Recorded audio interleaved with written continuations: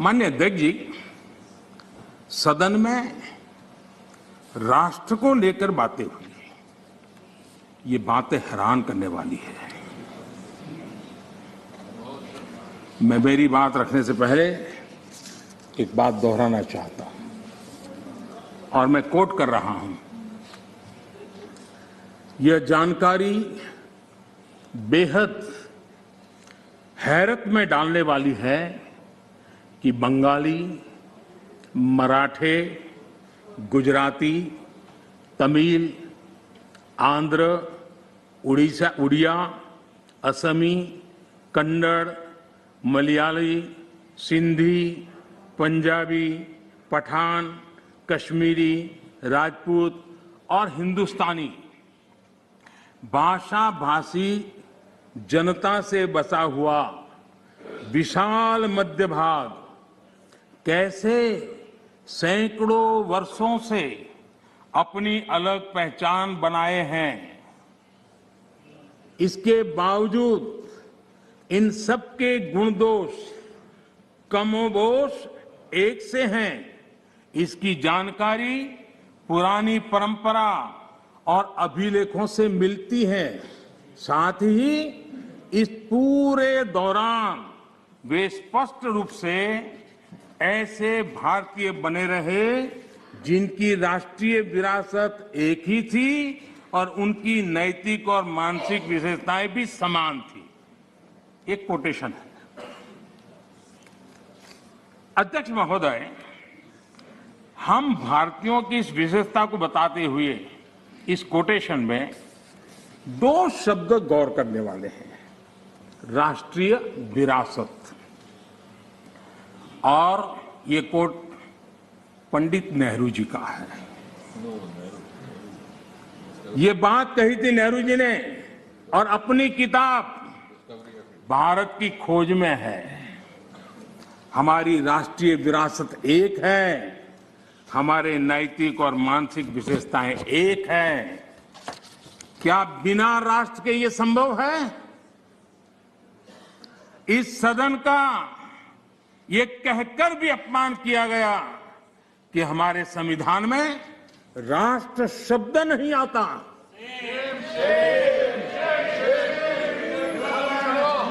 संविधान की प्रस्तावना में लिखा राष्ट्र पढ़ने में ना आए, ये हो नहीं सकता है।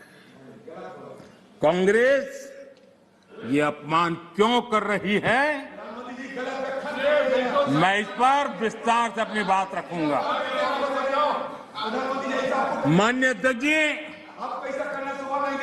राष्ट्र कोई सत्ता या सरकार की व्यवस्था नहीं है। माननीय अध्यक्ष जी, हमारे लिए राष्ट्र एक जीवित आत्मा है।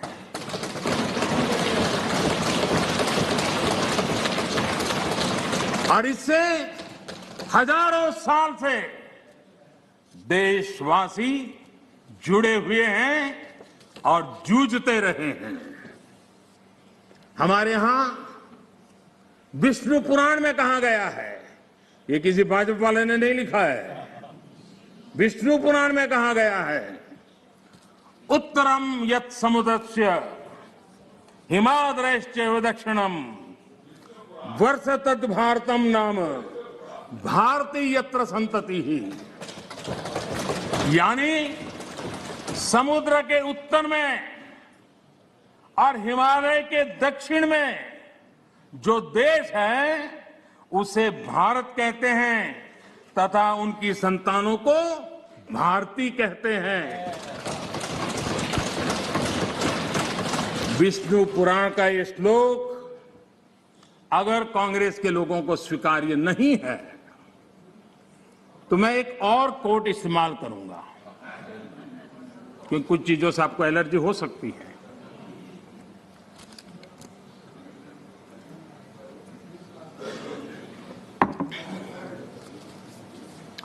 मैं कोट कह रहा हूं, एक क्षण आता है मगर इतिहास में विरल ही आता है जब हम पुराने से बाहर निकलकर नए युग में कदम रखते हैं, जब एक युग समाप्त हो जाता है, जब एक देश की लंबे समय से दबी हुई आत्मा मुक्त होती है। ये भी नेहरू जी के ही बोल है। आखिर किस नेशन की बात नेहरू जी कर रहे थे जी? ये नेहरू जी कह रहे हैं। और माननीय अध्यक्ष जी, यहां तमिल सेंटिमेंट को आग लगाने की भारी कोशिश की गई। राजनीति के लिए कांग्रेस की जो परंपरा अंग्रेजों के विरासत में आई दिखती है, तोड़ो तोड़ो तोड़ो और राज करो, तोड़ो और राज करो, बांटो और राज करो। लेकिन मैं आज तमिल भाषा के महाकवि माननीय अध्यक्ष जी, तमिल भाषा के महाकवि और स्वतंत्र सेनानी आदरणीय सुब्रमण्यम भारती ने जो लिखा था, मैं यहां दोहराना चाहता हूं। तमिल भाषी लोग मुझे क्षमा करें, मेरे उच्चारों में कोई गलती हो तो, लेकिन मेरा आदर और मेरी भावना में कोई कमी नहीं है। सुब्रमण्यम भारती जी ने कहा था, मन्नुम इमय मलय एंगल मलय पन्नरुम उपनिट नुलेंगल नुले पार मिसे एधोरु नुल इधु पोले पोन निलोर भारत नांडेगल नाडे पोड रुवोम इक्ते इमक किलेडे। इसका भावार्थ जो उपलब्ध है वो इस तरह का है।